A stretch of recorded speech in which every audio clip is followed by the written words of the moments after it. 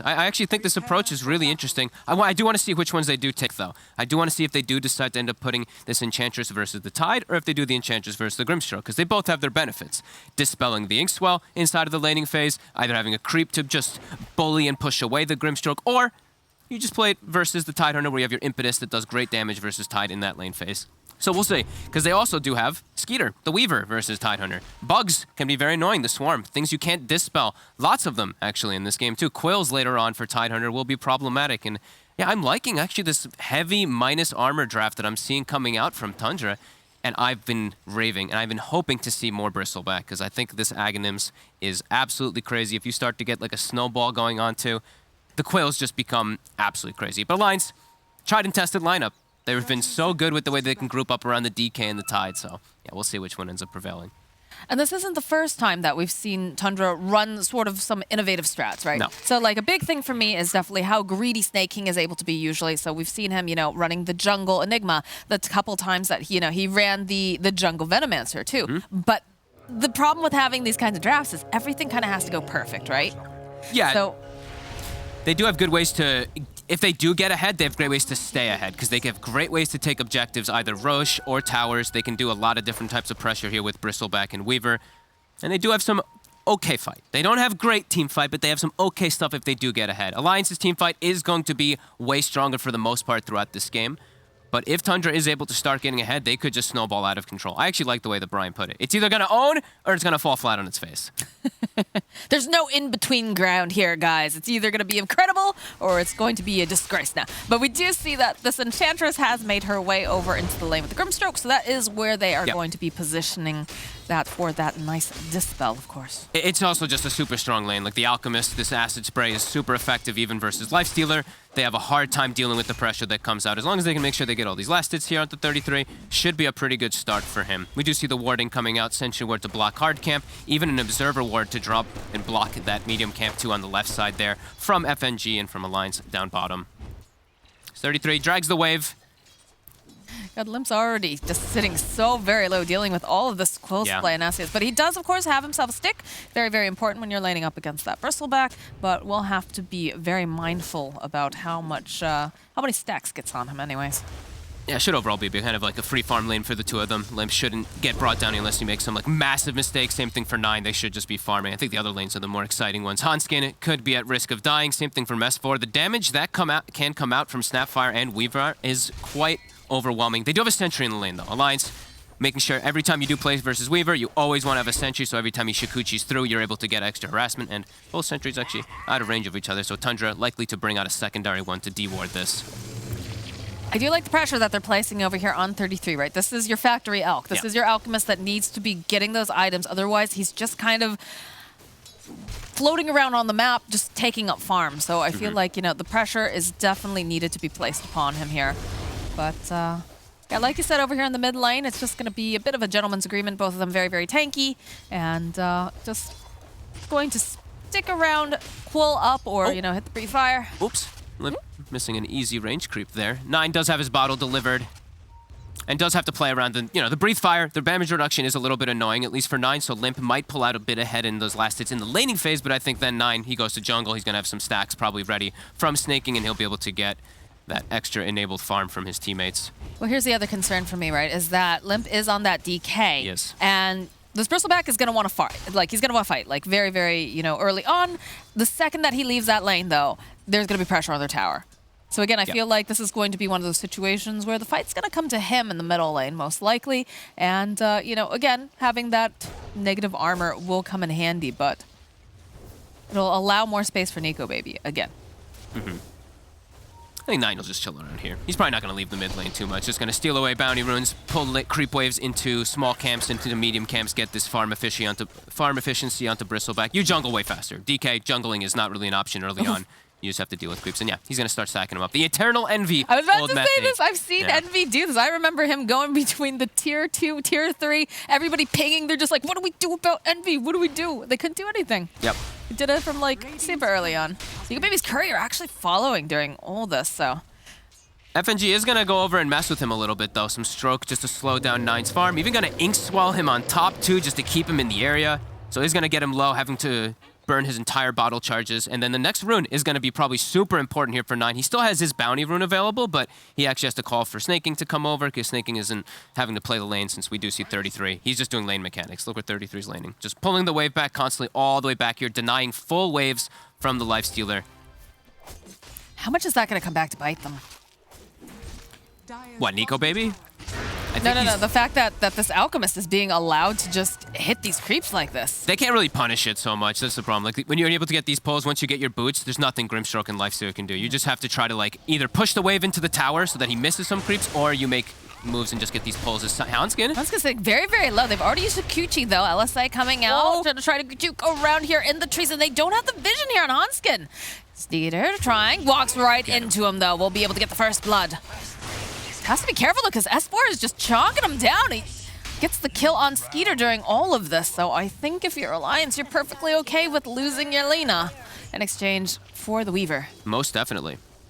S4 is even going to go for a Morbid Mask, it looks like, in the laning phases to keep his sustain up, because there's a lot of harassment that's coming out from side of the Tundra, and, you know, this actually, looking at it more, this is like the most valuable Magic Stick game ever. Weaver and Bristleback on one side, that's always just the best to be able to get those picked up as Snaking. Like, just continuing to kind of just mess with stuff here. They will start to get some stacks ready for 33 so that he can get these good timings on his Soul Ring into that Ags eventually.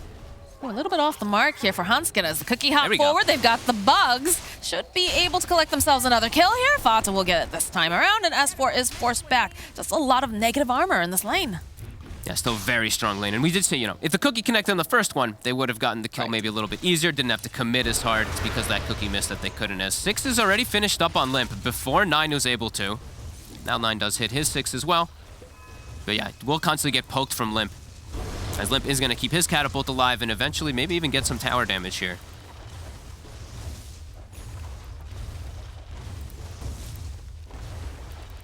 See what 9 does to make up for the fact here. Looks like he's thinking about going back and stacking for a second here. Yeah, and he's going to do that. Well, we see Hanskin. He's going to start prepping the stacks too for his Tidehunter. 1, 2. This is what I like to see. But on the flip side of this, too, I feel like Alliance is one of those teams that really takes good care of their jungle. I feel like we're going to... Oh, bottom lane? Snaking? Yeah, he's fine. I feel like... Okay. We're going to see some sort of invasion, right? When you've got a Bristleback, something like this, you know, and you hit those item timings, you're feeling strong, just going for an invasion. Even, like, just bringing 33 along, too. You could just make so much happen here. Yeah, they just might on the side of Tundra. And they might even just bring like Alchemist over too. But I do think Alliance, they can fight back over there. They have great fighting heroes early on with their very stable natural draft that they have played. 9, looks like he's asking for a TP mid. Doesn't have his bottle filled up. Might just have Snaking come in to fill that one up so he can keep his presence here. As he's falling a bit behind that DK from that little swing around that he did throughout the tower. Limp is just, he's playing the lane. Bristleback is cutting the waves and did fall behind a tiny bit there. All right, well, full bottle being delivered here for 9. It's going to be able to sustain here, and lane also has some raindrops as well. So they're just going to have, they're going to have to accept the fact that 9 is going to get an Aghanims very early on. Like 33, he's just getting all the farm in the world. They can't actually invade over here. They're checking out to see if there's any blocked camps here, Snaking, double sentrying it, their triangle. This is just, you know, setting up the Alchemist for this farm, the Bristleback as well. I like this move. This is very, very smart. Need to get that Ags online there. 4-9. Cookie hop forward again, though. It's 4. Just gonna walk away here. Gonna go for a bit of a dive. Does have the Ravage if necessary if he needs to pop it. Probably doesn't want to do it. Oh, he does. He wants it. He wants to get this kill on Fata. Is punishing him because that tower has enough damage. Down will go Fata. And Skeeter's not gonna be able to do anything here as 9 does get taken out with a good rotation coming out from the side of Alliance. They bring all 3. Lifestealer's not laning versus anybody bottom, so they're like, okay, let's just start playing more around Limp, shutting down the Bristleback. The greed from Tundra needs to get punished, and Alliance, they do that, and they're going to start hitting that mid tower with the DK. Tide gets a kill too. All looking good for Alliance. Even though this Alchemist is farming, they're making their own moves and getting quite a lot out of the map themselves. Hanskin won't be able to get that Arcane Rune. But the tower, it's getting chipped away. Gonna be down to near half health already here. Trying to land this LSA. No, just gonna go throw out a Dragon Slave over here. And they've gotten a little bit of damage over on the mid tower as expected. Yeah, 9 is quite poor though. This Bristleback behind the offlane Tidehunter now at this point. Yeah, but he's also just waiting, right? In terms of being able to get his Ags online. Yeah, because definitely that's an instant. Yeah, definitely needs his own type of build-up, though, here. Like, he usually, you see these Bristlebacks already have the Vanguard finished up, so he's slowed down quite a bit from these moves here, as he's had to pick up these small little items in between. Yeah, we'll see if this greed does end up working. Snaking needs to be careful here. FNG with Stroke of Fate, not going to be able to quite connect it. Nico Baby, though, he's hungry. He's looking to get some damage down here. Does have to be careful, though, as 9 stacking up those goo and quills over on the Grimstroke. And Skeeter in the top lane just dancing around this Tidehunter for the most part. Not sitting too pretty, though, here in terms of net worth right now. The line doesn't look fussed by this at all. DK just goes to the jungle, he's chilling. Lina goes to mid to soak up experience. Grimstroke and Lifestealer just kind of doing whatever they want. The Lifestealer, as we said, free lane, under no pressure. And it feels like it will be like that for the most of this laning phase. Until Weaver makes the move bottom, there's no pressure that's going to be coming out to Nico Baby. So some good efficient moves. FNG even pulling the lane back a little bit to get more levels. It's just, yeah, playing their draft very cleanly here. It's accepting the fact Alchemist is going to get this item, but who cares? We're playing with our super comfort. And there's something to be said when you're into the game 3. I know everyone's very excited. We always like to see something new and innovative coming out, but there's something to be said for tried and true. Absolutely. And this has been Alliance in their best form when they go for these triple tanky cores. It's been the best that they've looked. 9, trying to get this 10-minute rune. Immediately Dragon forward. Follow up with the LSA. The haste rune over here on Snake King, but the fight is on, and there's the Snapfire Kisses coming in, though. We'll make them back off as FNG most likely going to fall here. Will fall to Snake King. Skeeter is here, and he's hunting. Probably wants to get his hands on Hanskin, but not going to be able to quite find the Lina. Good timing for Fodder to get that 6. Even though it's not the most successful kisses, just any type of aggression they can put out. But Nico Baby gets a tower bottom. The old smoke and mirrors. Yes, you're going to be taking a fight there, but we're going to take your tower. And, of course, being a Lifestealer, the ability to just rage and TP out, super value. Yeah, I was always going to be able to do that this game. No way to BKB Pierce disable on their lineup on the side of Tundra. Well, not yet. Eventually, I'm sure we'll see something like an Abyssal Blade, but they go for the Ravage. Man, Fata is just cannon fodder for S4. He sure is, and I mean, S4 is not caring about just throwing it out there. That says everything about the state of the game. They're not feeling like they need this for some big fight, because no big fight's gonna come to them. Tundra, they don't have that big team fight. They have just this kind of wonky lineup that's waiting for this Aghanims to cut online for this hairball to really start doing its damage. And that's got to be a bit of a pressure point here, especially for Tundra, when the fact that your enemies, they know exactly your timings and they can keep tabs on you. You know, you've been saying, you know, trying to get more and more vision up, trying to keep tabs over on this Alchemist. Yeah, and a good way to deal with you know, the quill damage, since it's all physical, they're going to be able to itemize for armor. We see S4, he's going straight for a Vlad's. Some small amounts of armor also sustain that they can stay inside the fights versus these quills that will come out. 33 has an Ags. And he's giving it now to 9. There it is, the hairball. All right. Oh, sorry, this is just the other one, sorry, probably. This is just the goo. Of course, the crazy stacks that can come out from it, too. But if a hairball, he's going to be the next choice when he hits 20, of course, sorry. I don't know why I was saying hairball the whole time. You're just so excited, man. I'm just excited because I know that's what the next item is going to be when he gets to that 20-minute mark. But this does enable so much. The Warpath stacks do get crazy how much damage you're able to actually put out. When am I going to see a Bristle Cat? You know, Cat. He's got a hairball. Like, I feel like Bristle Cat, it makes sense.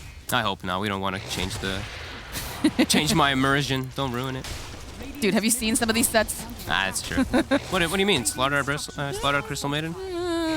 9, though, again, he is just stacking up everything that he can. The pressure is on over on this mid tower, and it feels like Tundra, they've hit this timing that they want to start being very aggressive on. But smoke coming out from the side of Alliance. And with so much minus armor, too. Like, they can go threaten Roshan after these objectives very early on. Alliance does have good fight around Rosh, but minus armor might just be something too devastating, as you can't dispel the Swarm or those quill stacks on the Tidehunter. Uh-oh. Speaking of stacks, 9 has found himself a nice tasty stack over here in the Radiant Triangle, and he is going to devour that. That's quite painful. It is indeed.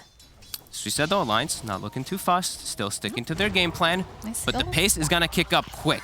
Skeeter on the prowl. S4 trying to get into position here. Snapfire Kisses come out, and S4 realizes, I just need to get out of here. He's not going to be able to do it, though. Dies. It's too much damage. I can't believe that actually brought him down. The timing is set. Now, Alliance, you gotta just deal with it. Like, what do you do in response here? You have Nico Baby still super farmed.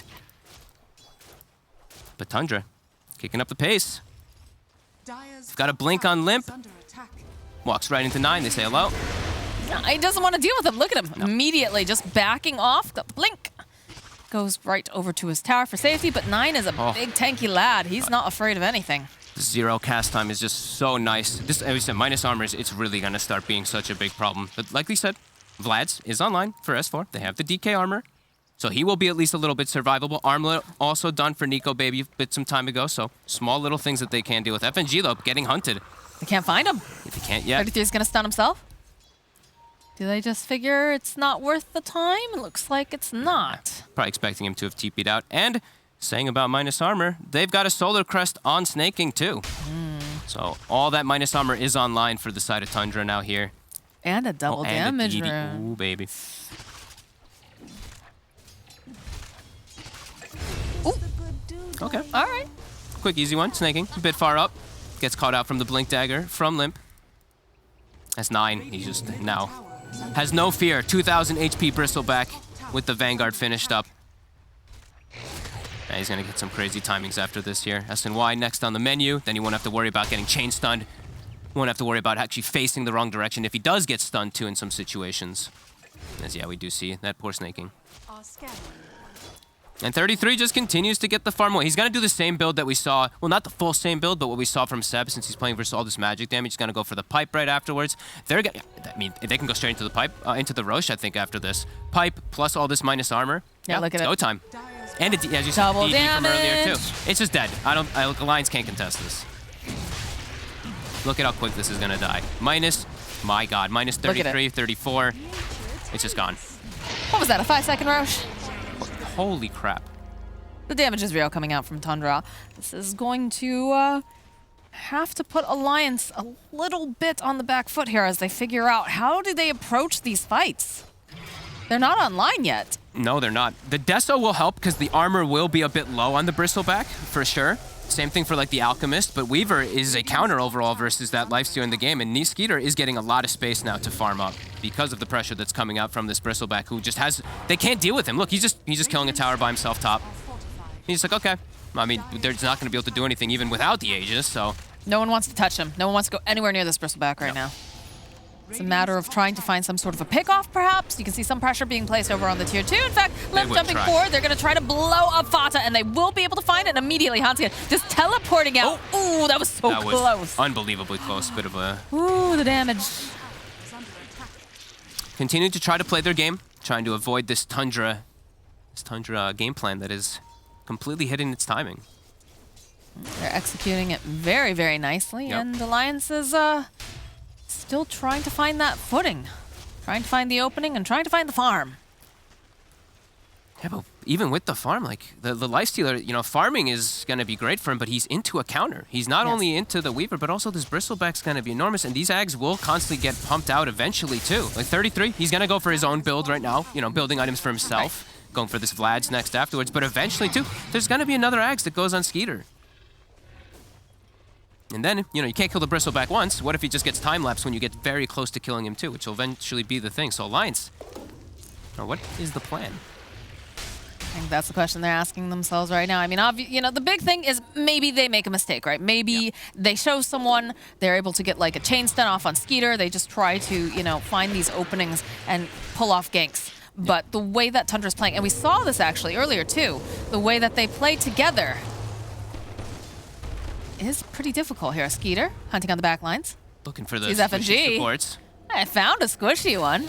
Do enough damage before FNG can TP out? Not quite. Not yet. Quite close. Nico Baby's just, yeah, like you said, just trying to play his own game. Deso going for the AC next to deal with all this insane armor, minus armor that is going to be coming out from Tundra.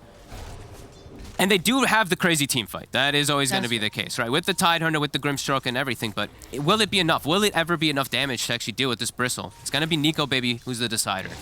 He's thinking about going in here. He doesn't have a neutral item yet on Nico Baby, huh? No, not yet. Well, didn't find anything good for himself just yet. We're past 17 minutes, too. A little bit of a hunt here coming out from 9. He's just running down Nico Baby. Look at this negative armor. 7 the rage warpath. comes out. Over on the side, though, Fata does get spotted here by S4 on Hanskin. So they'll take out Fata. There'll be no kisses available, but look at the damage again. Oh my FNG God. turning around. The kiting is real, though. 9 just running at them. It's plus 210. The 7 Warpath stacks. It just gets worse, too, as it goes later on. Once he hits level 18, we'll have 9 stacks. S and Y already finished. He's got a Quicksilver Amulet, too, a beautiful item that you can pick up on Bristle as you're constantly spamming your spells out. He'll be moving that at super fast pace. Tundra's definitely feeling himself like Fada. He dies, but he's like, fine. Who cares? Yeah, he doesn't care. Double damage about to run out now over here on Skeeter, but he has been bullying poor S4 with this as Limp continues to put the pressure over onto the other lanes. But good moves from Limp still. He's trying to at least do, like you said, play their own game. Just avoid the Tundra train. Nico Baby even just saying, okay, whatever, I'm gonna go hit the tier 1, but Tundra might just go high ground here. I don't know how they stop them either. Yeah, you get a beautiful Ravage off perhaps, but how are you gonna get in there? You're just gonna have Nico Baby getting kited the entire time, I think. You just gotta spam it here with FNG. That's what he's trying to do, as Limp going right back into the base. Huntskin also does have his Aether Lens finished up, so he does have the distance where he can spam these stunts, but timer's been hit. Let's keep spamming out that Stroke of Fate, Dragon Slave, but the buildings eventually, they just collapse. Look at how fast they're taking it out. S4? This melee Rex. Okay, Nico Baby, he's in. Trying to do a bit of this damage here, but they're just gonna try to force it back. His 9, he's just feeling so powerful, so strong. Close stacks. But all these stacks, 7 Paths of Wars. Okay, there we go. That's the first light down. An exercise in patience here. They'll jump right back in again. They do have the stun. Do they have enough damage? The LSA, the Laguna, the Ravage comes out, and they do finally manage to take down 9, and they're gonna chase down 33 as well. And a couple of these Snapfire Kisses getting tossed out. They'll be able to take down FNG, but they do get the Soul Bind off. They also to fall. Can they get enough damage off in time here to take down Skeeter? No, they don't. He's able to just time-lapse right away. Snaking, though, is getting chonked away here by Nico Baby. Gonna try to chase him down, but they have the Spirits blink forward here from Limp. Don't quite have that vision, though, as the Cookie hop forward here. Vata will fall. Skeeter sticks around. Skeeter is still here, and he can kite them if he wants. He's gonna go follow around here. They'll go with that Infest. Limp chasing down over here. They get the Dragon Tail off. Can they just blow him up? Yes, they will. And now Snake King. Is he gonna make it out in time? Yes, just barely. The chain stuns, they come into play perfectly. Even though there's this S and Y, it doesn't matter. They're able to get him down the first time, and then they have the Ravage for the secondary follow-up. And we do see that Lifestealer just sticking onto him. And now Nico Baby almost has an AC of his own. So that minus armor will come into play. As we said, Bristleback still quite vulnerable versus that physical damage, as he is a bit lacking on the armor department. Alliance with the big team fight, they do come out on top on their high ground, as they need to get that defense going, but it's a big hit. You've slowed down the Tundra train. Your Lifestealer's now getting his good timings. They were so patient during all of that, right? You saw Limp. And now 9. Maybe stepping up too far, too. They've got Nico Baby coming over, and they've got the stun. He's facing the wrong direction as well. This is not looking good for 9. He's trying to run away. Can he do it in time? It's a good stun coming out here from 33. He goes. He's trying to body block. He's trying to buy more time. He cannot do it as 9 does indeed fall. And now it's looking like 33 is the next person on the menu here for Alliance as they just rip him apart. Limp gets himself a kill. Oh, and he tips 9 too. He knows it the way it's going. Nico Baby almost has the same net worth as this Bristleback. Now he's going to have the AC, the overwhelming physical damage to deal with him. The high ground defense is successful. And Tundra's game plan, maybe that was all it had. Maybe that could have been all of the steam. Ooh, he's just a little bit off with the LSA here. Limp was hoping he could follow up with a nice Dragon Tail, but already the side of Tundra, they have retreated into their base. They do not want to get caught out, but that's going to open up this middle tower now for the side of Alliance. And it really is just so much chain stun. Even if he has status resistance, the Dragon Tail stun talent, as we see pointed out there as well, is online too. And now an AC for Nico Baby. So armor department is ticked off. The Quills are going to do less damage as well. Alliance itemizing very nicely here. And I mean, I think that was actually, honestly, the push there for Tundra. That was where they have to get a Rax advantage for this draft to look good versus what they're up against. Now Alliance, they've gotten out of the base. They don't have to worry about them getting knocked on, and they can kill this Bristle. He's shown he can bleed. They want him. S4 here. No blink on this Tide Hunter, but he has been able to just walk in immediately. The jump forward again over here onto 9. They just... Oh, Snake King, rather. They'd be able to just blow him up. The stun comes out, though, here from 33. Buy them a bit more time. Got Solar Crest. They're just trying to stack up all these quills, all this goo. But what else is there? That's the problem. Yep. That is indeed the problem. I love how it's losing 19 armor. It is pretty ridiculous how much it is able to do. But as we said, they're getting these items online. They're getting every single one. Vlad's, Solar Crest, AC, all these other things. As we do see 9, he's vulnerable. If he gets Solar Crested, he gets hit by a Deso and this Lifestealer hitting him, he dies quite easily now.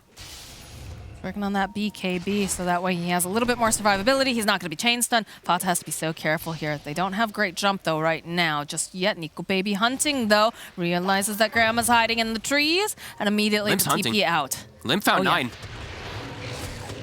Can they actually stick on him? Go, they use that whip. Can they get over there in time? That was the question. S4 over in position. Not going to be able to quite find them in time, so they do teleport out. Doesn't quite want to blind ravage for that there. Doesn't want to whiff it just in cases. I mean, it could have been the perfect ravage, or it could have been an absolute disaster, much like the way they kind of described the Tundra draft earlier.